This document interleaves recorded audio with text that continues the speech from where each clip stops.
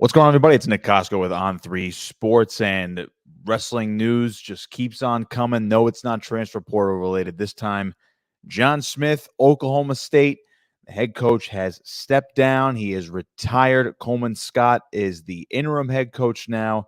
Legendary career is over. It's hard to believe because when you look at the Oklahoma State sideline, the bench, you see that Oklahoma State cowboy orange and the Big 12s and the NCAAs and wherever else they might go around the country. You think of John Smith, you see John Smith. It was truly fascinating to watch his career. He's going to be greatly missed, but I would say this comes at a bit of a surprise. I know there are rumors floated out there that Coleman Scott, when he came back to Oklahoma State, him being an alum and a former wrestler of Smith's at one point, when he came back, it was assumed that he might be the next guy in line to take over that job. And Smith wasn't going to coach forever, although it seemed like he certainly could.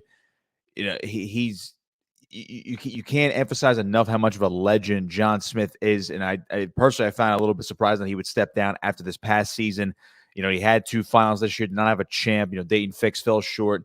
Dustin Plott fell short. But again, Oklahoma State was they were on the rebound, I would say, and then grabbing guys like Dean Amity in the portal, Caleb Fish in the transfer portal this offseason.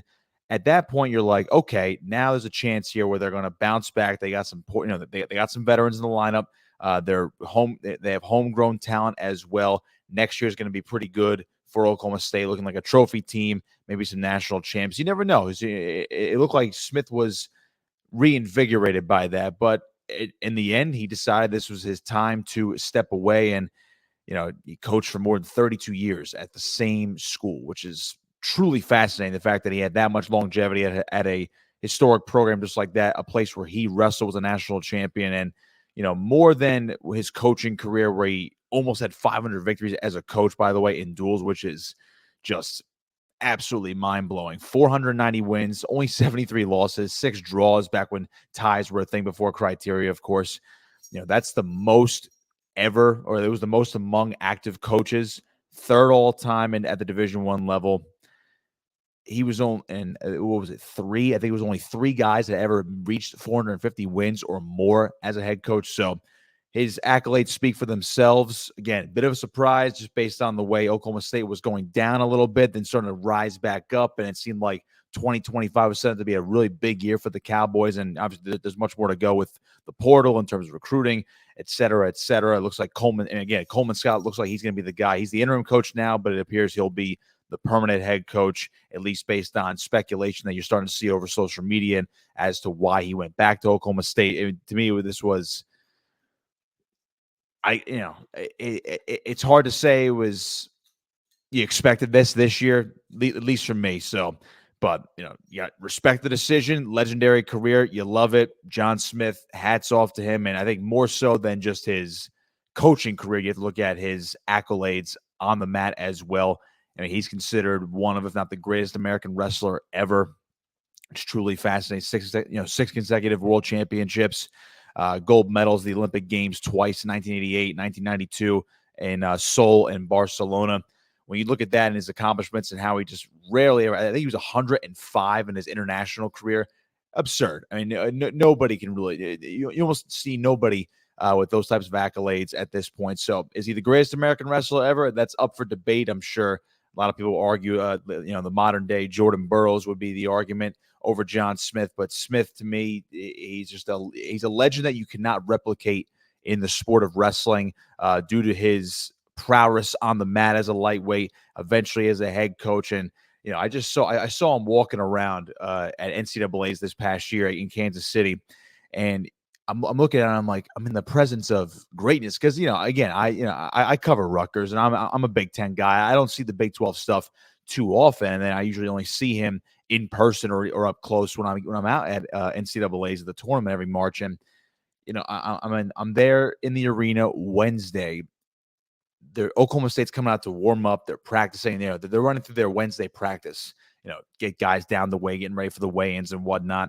You have the normal guys warming up, and the other coaches are warming up, and then he's not actively warming up with the wrestlers, but then once he just walks in, he wasn't out there immediately. Once he walks in, you're like, oh my God, like you have to kind of take a step back a little bit that this guy could probably still kick my ass, obviously, which is unbelievable.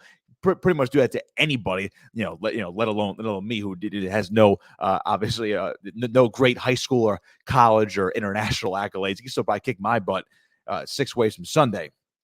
He's walking in, he's got his cowboy boots on, he's got his jeans on, takes his boots off, walks on the mat, and he's not doing anything crazy. He's not really saying too much. He's yelling out a couple drills, or a couple of instructions, not too much, but he's just puts his hands in his pocket. He's walking around, and he's got that stoic look on his face, something that just, it's hard to break that stoic look, and you don't really see him. I mean, I'm sure he's a very happy guy. He's an awesome individual. You don't really see him smile too much until his guys win and win at the highest level. But he's just standing there. He's looking around.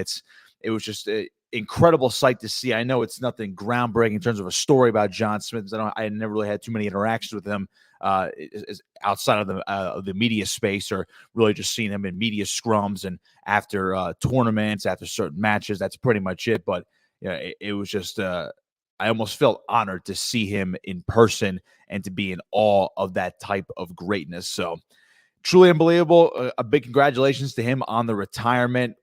Oklahoma State's going to look very different now. I don't know how different, of course, with Coleman Scott, maybe just stepping up now as he was with the program this past year. So it won't look too different, but it's certainly going to be different. And there's going to be a big cowboy boots to fill, if you will, without John Smith on the Oklahoma State sideline moving forward. Now, I believe now you have to correct me on this if I'm wrong here, but if the transfer rules apply to wrestling as well, where if the coach leaves after these guys have transferred in, they might be allowed to re-enter the transfer portal. I believe that is the case. I could be wrong, but not that I foresee guys like Dean Hamidi and Caleb Fish leaving. Maybe they knew this was going to happen when they transferred into Oklahoma State. I know that's the additional layer here to this news breaking today here on this Thursday.